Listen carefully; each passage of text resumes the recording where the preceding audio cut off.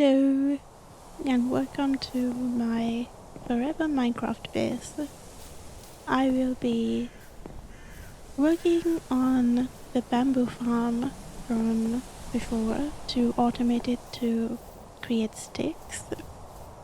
And as I do that, I will read you a page from my diary and then try and understand what sort of headspace I was in when I was writing this. And of course, before I read you the page from my diary, I would like to let you know that this does come with a warning for content.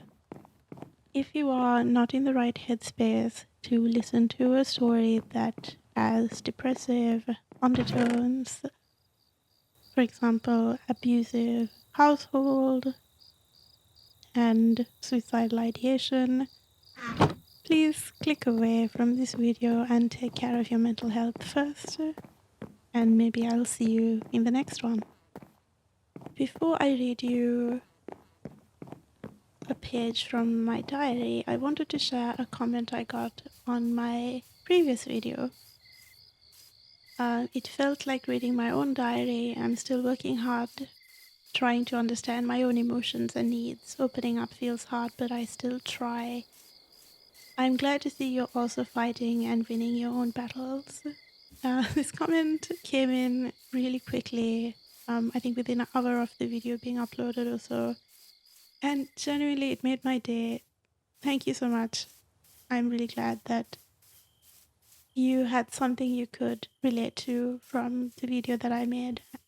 And if I could just provide that for one stranger on the internet, I feel like I am maybe able to pay my dues back to all the strangers that have shared that kindness towards me. Now, with that relatively long introduction out of the way, I would like to read you a page from my diary.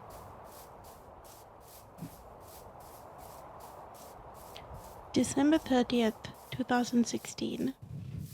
I think I have mentioned this somewhere previously, but one of the things that are very hard for a person is to be surrounded by other people in their life who do not credit the effort that they make in the things that they do. Be it family, friends in school, college, or your workplace. When your true hard work is dismissed in an instant or is simply not acknowledged, it truly can hurt a person. I think I have also mentioned it, the fact that every day I wake up to people who see nothing but the worst in me. This is such an overwhelming contrast because at home I am useless, worthless, and a waste of space. But the moment I step out, everyone becomes normal. At college, my lecturers love me. We joke about things and I have a good time. I had recently developed an interest for a person who goes by Cupcake, as I had nicknamed him, and he particularly used the words extraordinary and one of a kind, which made me cringe and want to jump out of the window. This is not in my diary, but I had the biggest crush on the Cupcake. Back to the diary. Every time I state my opinion, be it at college or at work, anyone I had a conversation with would be in awe and say something like, "See, I've never thought of it that way," which honestly made me feel as if I had helped a person see things differently or showed them a different perspective. I don't know if they agree with me or not, but that hardly matters. The more I open my eyes, the sturdier my sense of judgment becomes.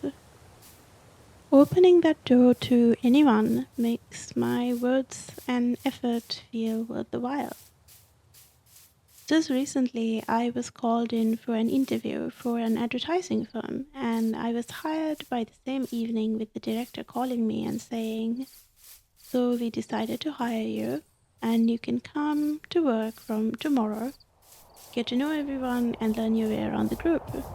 My immediate boss, the head of digital marketing, kept telling me how happy she was to have found my CV and how I had zero competition from the rest of the applicants. Apparently, she liked me so much that she pushed the managing director to hire me. I've been working at that place for 2 weeks now. It's a relatively small team of people, but everyone there likes me, I think, and is relatively impressed by my work. Today, 2 advertisements, one in English and one in Sinhala I designed with the head of the offline marketing, went on the newspaper, and I was over the moon. And so there, he bought 2 newspapers to me with a big smile and said, "Look, it's your work." And my immediate boss was so happy, the one who hired me. She kept asking me to cut it out and to keep it pasted at my workstation. I texted my friends and was congratulated. So for once, I bring home something I had created and I show it to my mother. And guess how she reacts? She grunts, crossing her arms. "So you did this?" She gestures with her head. I nod. I'm holding my phone for her to see, and she shakes her head, as if I could do nothing more to embarrass her any further. But she doesn't say anything, so I walk away. Like I always do. I come home from anywhere and I walk away from the actual people inside it. What I live in is called a house. A home is built by the people inside it. And inside this house, we have no people. Admittedly, I was not part of it either. But one bad extra. So I quietly make my way to my room and she huffs again. "You know, your father regrets many things in his life," she announces. Both of my sisters are in the living room watching TV, but the noise of the commercials thin out to the air. You can only hear her talk, but I know that my sisters are listening too. "He doesn't show it, but he regrets that you're girls," she says. "I was told too, to have more children when you were born. People know that girls are no good for a family. All they can do is taint the name for generations. Never have I known a son born into a family embarrassing his family. You'll understand what you have done to us with time. You'll have to pay for this someday in your life, child." And I have to. I walk out on her. I don't think I must waste my effort to educate or enlighten a woman who had brought nothing but suffocation to every day I had lived my whole life. From a day I remember feeling sadness. About men who had tainted the humankind. About serial killers, rapists, molesters, failures in life. Why must I guide her out of her thick skull? I have no obligation to, so I walk out on her. I've come to terms with how I will never be appreciated in this household, and I honestly try not to hurt myself over it, but this was a new reason, one I haven't heard before. She speaks on behalf of my father and claims that he regrets that we were born women. That I was born a woman. A crime that I cannot fix, that isn't my fault. A crime so grave that it'll forever be a mistake that I can never cover up. That every step I make in life, every bad choice, every mistake, every wrong that'll ever happen to me would taint their name, and I will have to pay the price for hurting them, for being a woman. Why do they, being the reason for my severe depression, anxiety, lack of self-confidence, and at their worst, had me contemplate my own death, still expect me to live up to their name? fulfill silly and unimportant tasks such as complexion or image for their sake? Why must I repay for what they had done to me? Why must I suffer when someone calls me nice, intelligent, smart, creative? Because every day I wake up to them calling me emotionless, stupid, and dumb. Why should I suffer when someone wants me to state my opinion? Because I had come to develop so little self-confidence in myself that it hurts me when I must ask myself 5 times if it's appropriate before I answer anyone. Why must all my days end with such suffocation and disappointment? For how long will I keep walking back to this hellhole and call it my home? When will I leave? And when I do, how will I know for sure that I am not guilty, or if I will have to pay for suffering as I had done my whole life?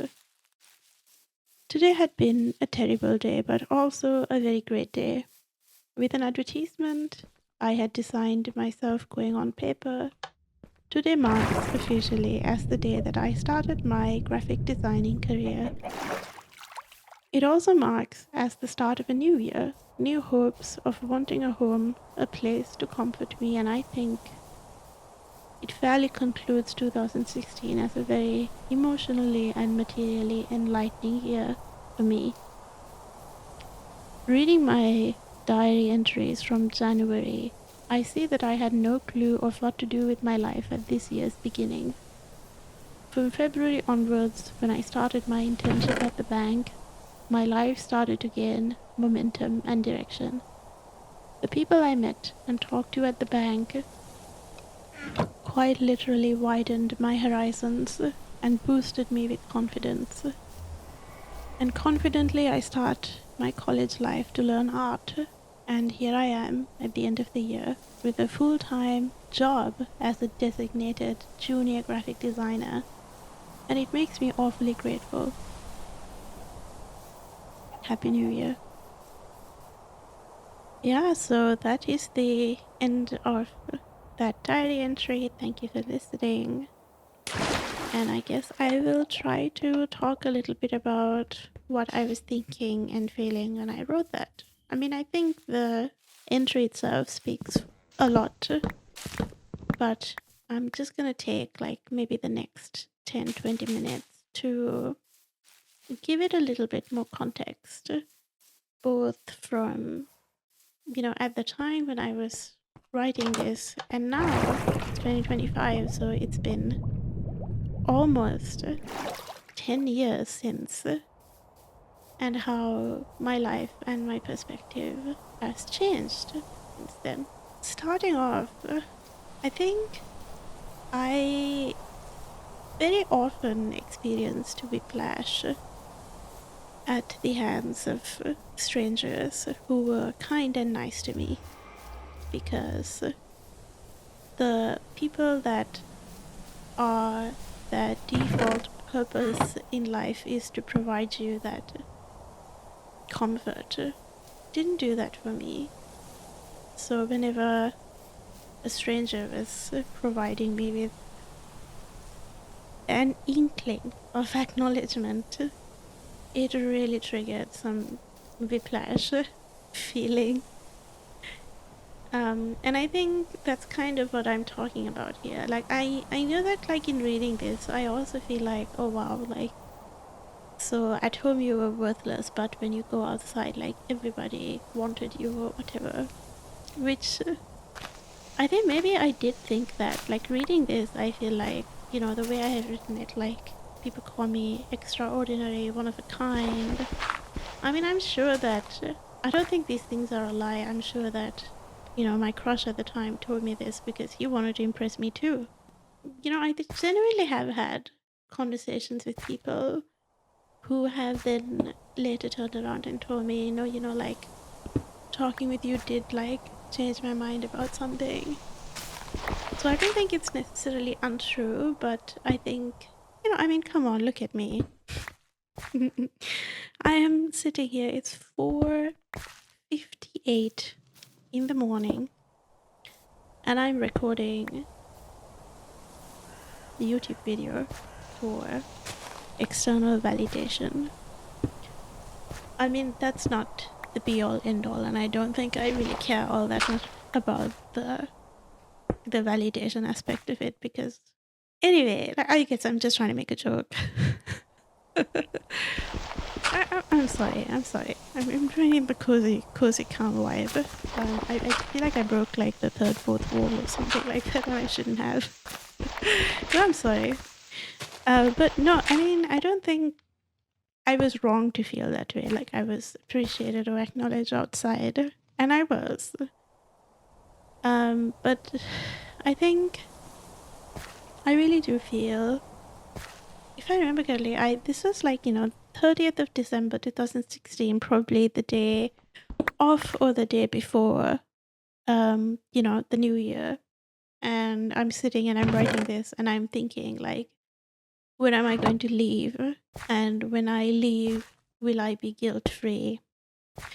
And you might notice that, like, the way that my mother spoke to me that day, telling me that they regret that I am a girl. And I genuinely, like, how do I even unpack that?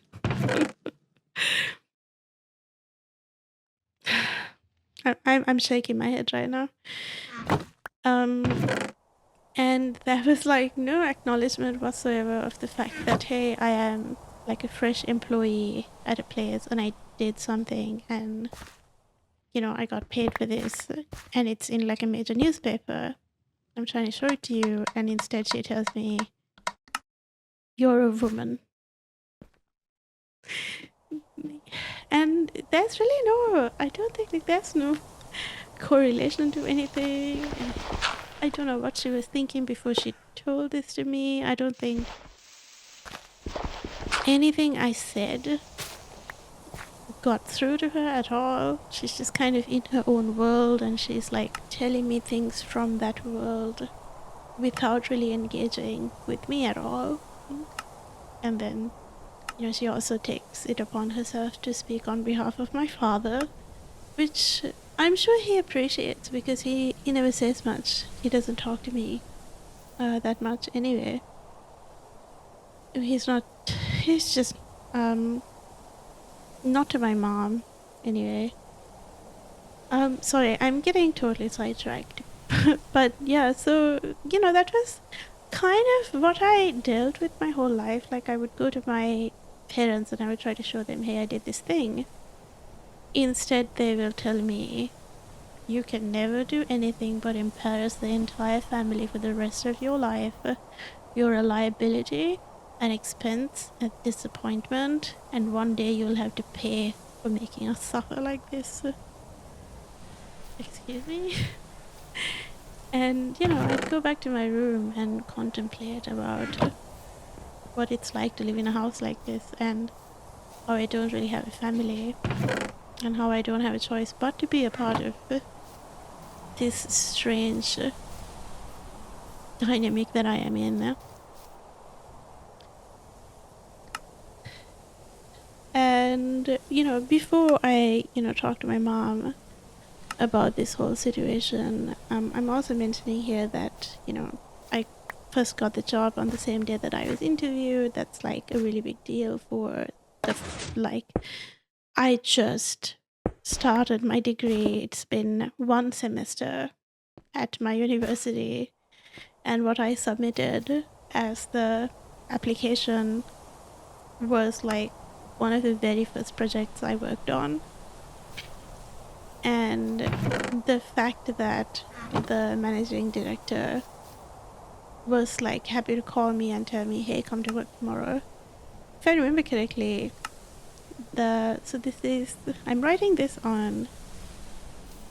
in December, right? Somewhere in November I had the job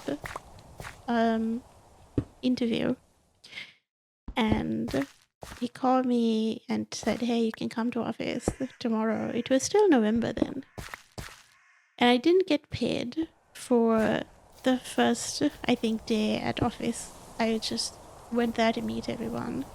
And then from the 1st of December, I was employed. And then this is, the first. Like, I've worked there for 2 weeks. And wait, I feel like the timeline's not adding up. Hold on. Yeah, no, I was right. Yeah, I got the job in December. I worked there for 2 weeks. Very fresh off the board. One of the first projects I worked at that company. And I'm like, hey, maybe I can show that I'm doing something to my mom, and this is what I hear about it. And like the whiplash of that, like everyone at work being excited on my behalf, and my friends congratulating me, and I go home and this is like what I get from my parents.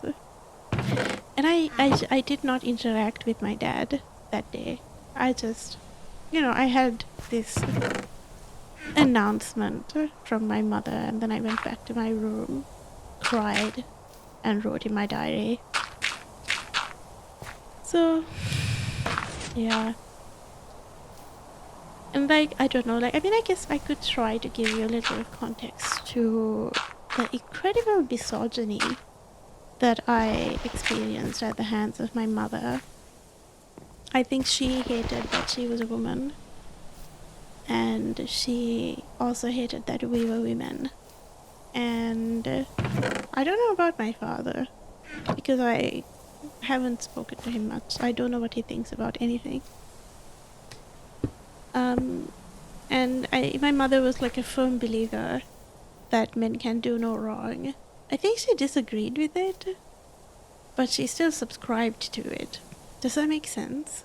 Like, she would tell, because you're a woman, you have to act right. If you were a man, no one would care. Men get to get away with all the filthy things they do, but you don't. You're a woman. You're held to this impossible standard where no matter what you do, it's not going to be enough. And I don't know, like, the double standard was insane. And I think my parents really wanted me to be a man. And that was like, honestly, it was so out of my control that, like, no matter what I did, I couldn't turn into a man. I mean, I could, but I don't think someone who can't be accepting of a woman can be accepting of a trans man. That's never gonna happen.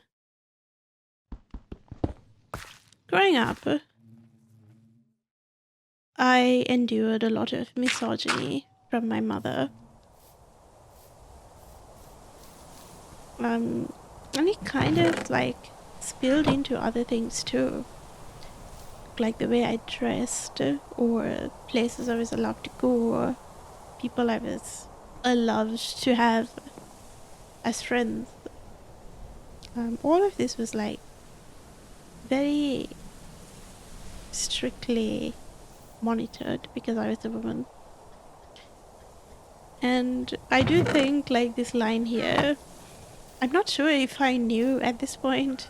I think maybe I did, because I remember when I was much younger, my grandma has read to me the opening lines of A Tale of Two Cities, by Charles Dickens.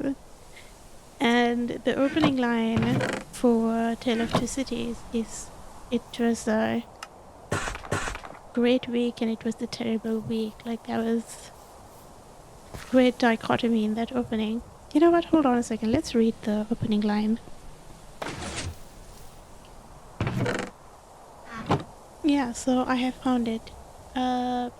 It opens, it was the best of times, it was the worst of times, it was the age of wisdom, it was the age of foolishness, it was the epoch of belief, it was the epoch of incredulity, it was the season of light, it was the season of darkness, it was the spring of hope, it was the winter of despair. We had everything before us and we had nothing before us. We were all going direct to heaven, we were all going direct the other way.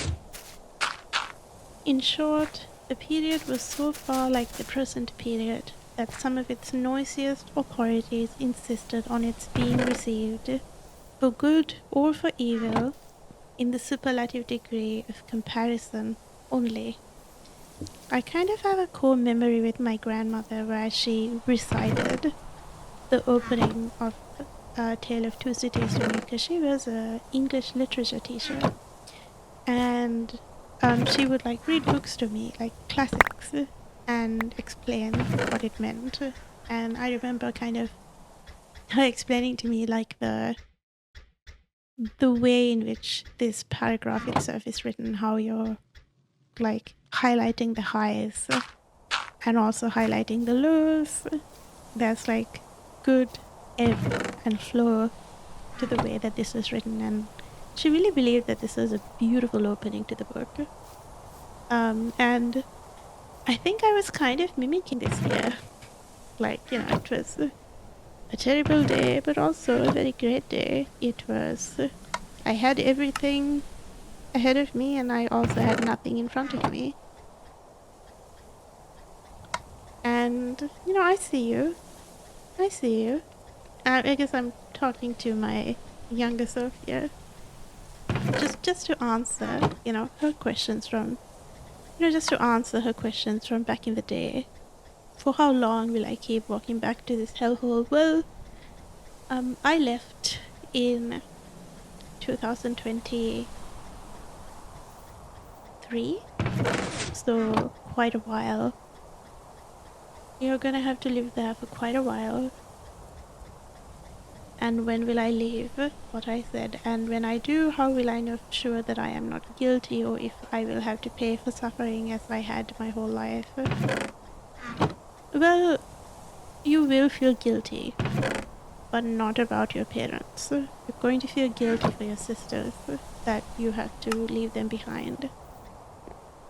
And you do not have to pay for any sort of suffering that your parents have to endure, because you didn't cause that. You didn't ask to be born. Whatever your parents suffered, that was their choice. That is not upon your shoulders. So don't worry. You do not have to suffer. You do not have to bear the curses of your mother. You'll be alright. And you will have a home. You will have a beautiful home in the future. And it's kind of really comforting to me to like answer my past self this way. Like, genuinely, if I knew that I could come out to the other side as amazingly as I have right now, it really would have made enduring this hell easier. And not knowing if I'll survive was really, really difficult. And so Ginny, you'll be fine. You'll be alright. And you were also right. And like the ending here, I'm like, that job at the bank, that internship at the bank changed the trajectory of what you were going to do for the rest of your life, and it did. Those people, and I could name them because they're so dear to my heart, I could give you their names, who told me, Sajini, you're talented in design, why don't you go and study an arts degree and you'd be able to make a living. And they gave me money when my internship was over as a gift. They had collected enough money for me to sign up for the arts degree at the... I'm genuinely choked up and I have tears in my eyes right now because like they put that money in an envelope and they gave it to me on the last day of my internship, and I took that and I gave that to my university to sign up. They really changed my life. That's it for today's story. I hope you enjoyed that, and I wish you good luck. whether you're going to sleep now or you want to pursue something in the future. Goodbye.